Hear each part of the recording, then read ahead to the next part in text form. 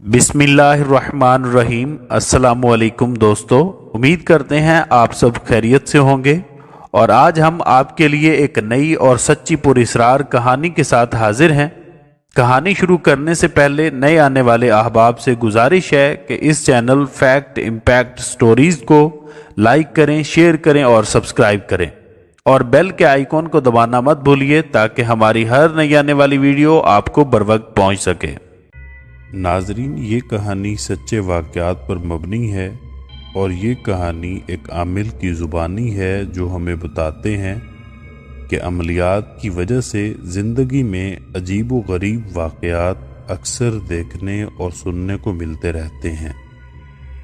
और उन्हें कुछ ही अरसा पहले का एक वाक़या याद आता है और हमें बताते हैं कि कुछ ही अरसा पहले मुझे किसी जानने वाले की फ़ोन कॉल आई और उसने बताया कि मेरा बेटा, जिसकी मंगनी कुछ ही दिन पहले साथ वाले शहर में हुई है, उसने आपका जिक्र अपने ससुराल में किया था क्योंकि उनके घर में कोई मसला दरपेश है और मैं भी आपको वहां लेकर जाना चाहता हूं। फ़ोन कॉल पे इस शख्स की बातें सुनकर मैंने हामी भर ली और अगले ही दिन वो सुबह वक्त मुकर्ररा पर गाड़ी लेकर आ गए। मैं भी तैयार बैठा था और अल्लाह के नाम से हमने अपना सफ़र शहर की तरफ शुरू कर दिया। सफ़र शुरू होते ही हाल अहवाल के बाद वो कहने लगे कि मसला ये है कि मेरी बहू की बड़ी बहन है, काफ़ी सालों से उसे आसेब है, इसीलिए हम जा रहे हैं। मैंने उनसे पूछा कि उसे आसेब ही है, ये आप कैसे जानते हैं? तो वो बोले, ना तो वो खाना खाती है, ना किसी को मिलती है, अलग अपने कमरे में खुद को बंद रखती है। खैर, बातें सुनकर मुझे ऐसा कुछ नहीं लग रहा था कि मरीज़ा आसेब का शिकार हो। और अक्सर ऐसा होता है कि मरीज़ जानबूझकर घर वालों को तंग करते रहते हैं और ऐसे में मरीज़ों के ड्रामे और उनके घर वालों की मजबूरी से जायली आमिल और पीर फ़ायदा उठाते हैं। खैर, इसी तरह के मरीज़ हमेशा मेरी उकताहट और बेजारी का सबब बनते हैं और मैं भी उनके घर वालों को लाजमी कह कर उठता हूँ कि मेरा वक्त बर्बाद करने का शुक्रिया, क्योंकि आपके मरीज को ऐसा कुछ नहीं है। खैर, बातें करते करते हम साथ वाले शहर पहुंच गए। थोड़ी देर तक हम एक बड़ी कोठी के गेट पर थे। हॉर्न की आवाज़ सुनकर दरवाज़ा खोला गया। पोर्च में हम उतरे तो हमारा इस्तकबाल एक सफ़ेद दाढ़ी वाले बुजुर्ग ने किया। ड्राइंग रूम में पहुंचे तो 2-3 और घर के अफराद आ मिले और हमारे साथ ही बैठ गए। चाय और नाश्ता आ गया। इससे फारिग होकर वही बुजुर्ग बोले कि आपको तकलीफ़ इसीलिए दी है क्योंकि मेरी पोती, जो कि बहुत ही ज़हीन थी, बचपन से हर क्लास में पहली दूसरी पोजीशन लेती आई है, उसकी जहानत और शौक़ की वजह से उसे मेडिकल में दाखिला दिलवाया दिया। वो बहुत खुश थी और दिल लगाकर पढ़ रही थी। मेडिकल के तीसरे साल उसे चंद दिन की छुट्टियां थीं तो वो बहुत खुश वापस आई थी। मगर चंद दिन गुजरने के बाद आहिस्ता आहिस्ता हम सब ने महसूस किया कि वो खामोश रहने लग गई है। इसी असना में बच्ची का वालिद बोला, मैंने इसकी माँ से कहा था कि तुम उससे पूछो क्या मसला है। बहुत पूछा मगर इसका एक ही जवाब कि कुछ नहीं। बच्ची ने खुद को कमरे तक महसूर कर लिया और खाने का अगर कहा जाता तो खा लेती और ना कहें तो ना खाती। रात को कोई अगर इसके कमरे में जाता तो इसे जागते हुए पाता। छुट्टियां ख़त्म हो रही थीं और छुट्टी के आखिरी दिन इसने पढ़ने से इनकार कर दिया। इसकी कैफियत देखते हुए हमने भी ज़बरदस्ती फैमिली डॉक्टर से टाइम लिया और फिर उसने नफ्सियाती मुआलिज के पास जाने का मशवरा दिया। नफ्सियाती मुआलिज ने कुछ सवाल किए। बच्ची ने बस एक ही जवाब दिया कि मेरा दिल नहीं लगता। डॉक्टर ने बेआरामी की वजह से ऐसा हो रहा है कहकर नींद की दवाई तजवीज़ कर दी।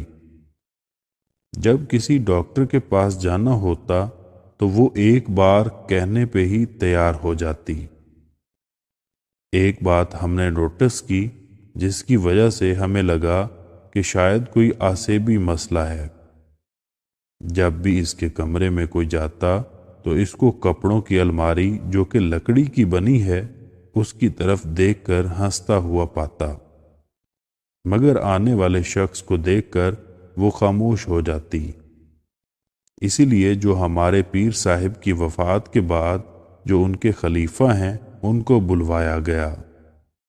उन्होंने ये कहकर इस पर जादू है कुछ तावीज़ दिए और चले गए।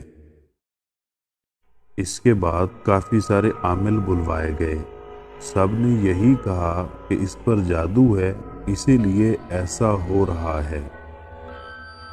जब से ये तावीज़ों से इलाज शुरू किया है इसने बिल्कुल ही खुद को कमरे में बंद कर लिया है और जब भी इसके कमरे में जाएं इसे घुटनों में मुंह छुपाए आंसू बहाते हुए देखते हैं और इस बात को 2 साल से ऊपर का अरसा गुजर चुका है।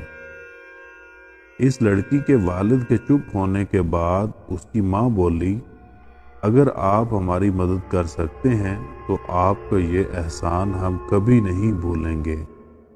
मैंने एक कागज़ पेंसिल मंगवाने को कहा और बच्ची का मुकम्मल हिसाब करके देखा तो ना तो कोई नफ्सियाती बीमारी निकली और ना ही जादू टोना, अगर निकला तो आसेब का असर।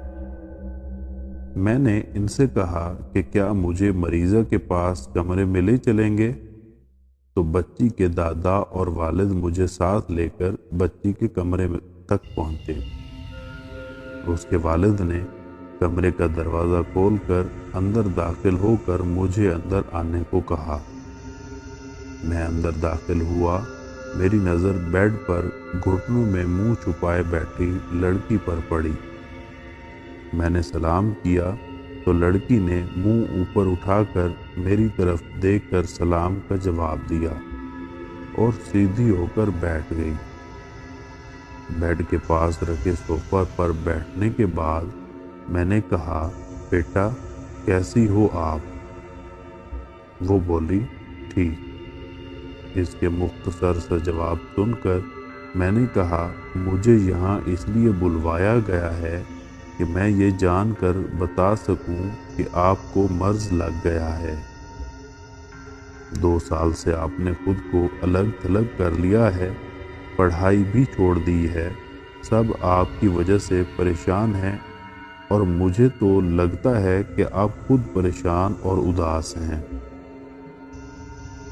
वो बोली, अंकल आप नहीं जान सकते कि मैं क्यों परेशान हूँ और ना ही आप मेरी उदासी की वजह जान सकते हैं। मैंने कहा, अगर मैं उदासी की वजह थोड़ी सी बता दूँ तो क्या आप मुझे अपना सारा हाल बता देंगी? उसने जी बता दूंगी कहा। लड़की के वालिद और दादा दोनों खामोश बैठे गुफ्तगू सुन रहे थे। लड़की मेरी तरफ सवालिया निगाहों से देख रही थी। मैंने कहा कि ना तो आपको कोई नफ्सियाती मसला है और ना ही तावीज़। मसला ये है कि आपने किसी ऐसी मखलूक को देख लिया है जो भलाई नहीं भुला नहीं पाई। मेरी बात सुनते ही लड़की चौंक गई और रोने लगी और मैंने उसे कहा कि मैं उस वक्त ही तुम्हारी मदद कर सकूंगा जब मुझे सारी बात का पता चलेगा। तो लड़की ने कहा कि मैं जब छुट्टियों में वापस आई तो घर वालों से मिलजुल कर अपने कमरे में आकर कुछ सामान रखने लगी तो कमरे में अचानक बहुत प्यारी और मसरूर कुन खुशबू फैल गई। میں حیران ہو گئی کہ یہ خوشبو کہاں سے آ رہی ہے۔ میں نے یہی سوچا کہ شاید باہر ہال میں یا کمرے میں گھر کے کسی فرد نے کوئی پرفیوم لگایا ہے اور شاید اسی کی خوشبو ہے۔ کچھ دیر بعد خوشبو کا آنے کا احساس ختم ہو گیا اور میں نے شاور لیا اور کچھ دیر سونے کی کوشش کرنے لگی۔ آنکھیں بند کیے کچھ ہی دیر گزری ہوگی کہ مجھے احساس ہوا کہ کمرے میں کوئی ہے جو مجھے دیکھ رہا ہے۔ میں نے آنکھیں کھول کر دیکھا تو کوئی نہ تھا۔ میں پھر سے سو گئی۔ شام کو امی نے اٹھایا۔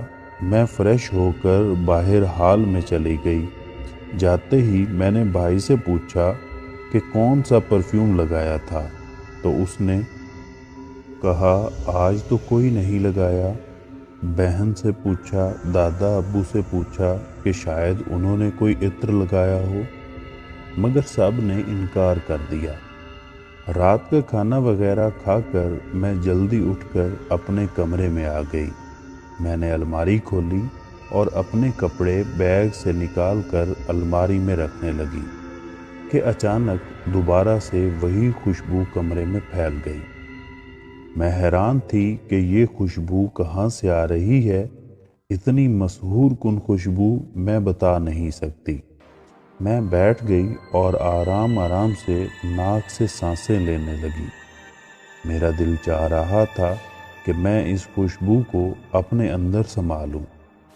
آہستہ آہستہ تھوڑی دیر بعد خوشبو آنی بند ہو گئی۔ میں اٹھی اور میں نے کپڑے الماری میں دوبارہ رکھنا شروع ہو گئی۔ کپڑے رکھ کر میں واپس مڑی تو میری نظر بیڈ پر پڑی۔ اس پر ایک تہہ شدہ کاغذ پڑا تھا۔ میں نے وہ کھولا تو اس پہ السلام علیکم لکھا تھا۔ میں حیران تھی کہ یہ کہاں سے آیا ہے۔ میں نے اسے کمرے میں پڑی ڈسٹ بن میں پھینک دیا۔